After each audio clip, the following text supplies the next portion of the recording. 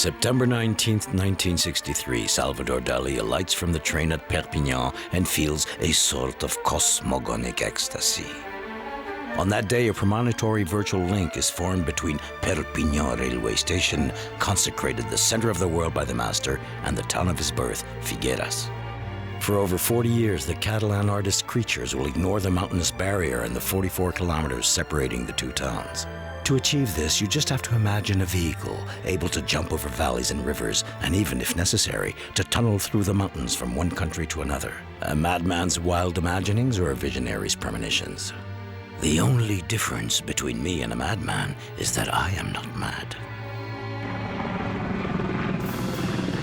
Don't you have lost your sense of reason when you dream to drive a path through the Pyrenees between France and Spain and to cart millions of tons of rock for this titanic project?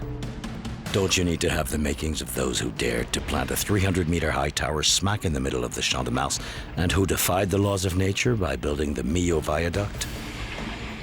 A lot of time has passed since the day when Perpignan became the center of the world, and until now, Dali's path was only a dream.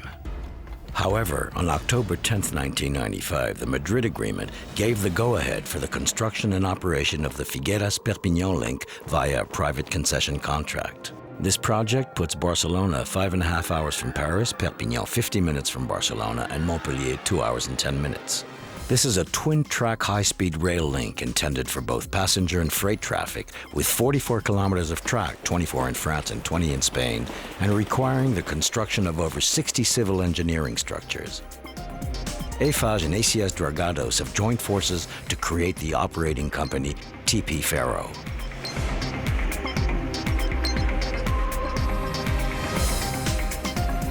Two of the latest generation tunneling machines, Transmontana and Mistral, are being prepared to notch into the Pyrenean granite from the Spanish side.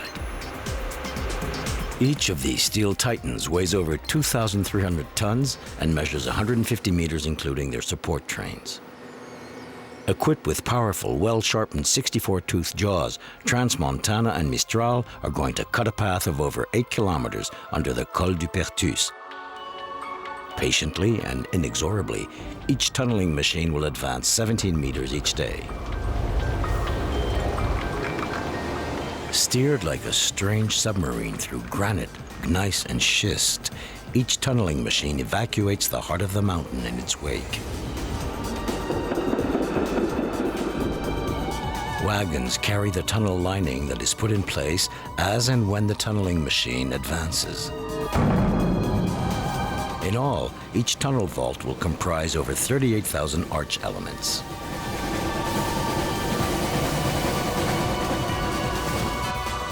Equipped with the latest innovations in terms of safety, these two tunnels will be linked by 41 communication galleries.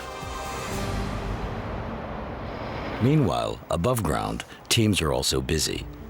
Following the route of the AP7 highway, the twin track minimizes the project's impact on surrounding areas. Here, the TP Ferro teams are building a concrete viaduct. Powerful metallic consoles are used to guide the two beams that are slid into place on piers, ready for laying a series of molds. These cavities are then filled with concrete to form the first part of the deck. Then the beams are pushed again into position between the next set of piers, and the concrete deck, cleared of its molds, grows longer and longer, module by module, till the last pier. However, building such a structure is not just a question of pouring a few thousand tons of concrete. Blending in with the landscape and reforesting the sites also represent important stages in the project. All that takes time. Between the first earthworks and the opening of the railway line, it should not last more than 5 years. Much water will have flowed under the bridge, even if the bridge is not yet built, before the drowsy passengers will admire the tranquil Tech River flowing by from the window of his high-speed train. Here we have a mixed concept bridge requesting the use of both steel and concrete. Upstream of the viaduct, the metal deck is assembled ready for pushing onto the piers. Then a second deck section is welded to the first section.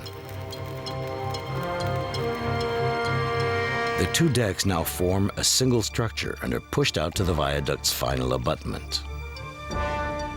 The bridge is then covered with a concrete apron, and an acoustic screen is fitted to both sides of the completed structure. Further down the line, the TP teams are building a false tunnel. As the structure's low depth does not require the construction of a real tunnel, they are creating a cutting, which will be covered and reforested once the arch elements have been installed. The flyover serves to change the direction of trains running between France and Spain. Hours, months, seasons are running out. To honor our commitments to open the section for traffic in February 2009, we still have to lay 44 kilometers of high-speed rail track and install ERTMS2 European standard signaling equipment along its length. Finally, when the line is electrified and when hundreds of catenaries stand as sentries along its length, we shouldn't be surprised if the first carriage from Figueras is occupied by Dali on his way to meet up with his famous painting, Perpignan railway station.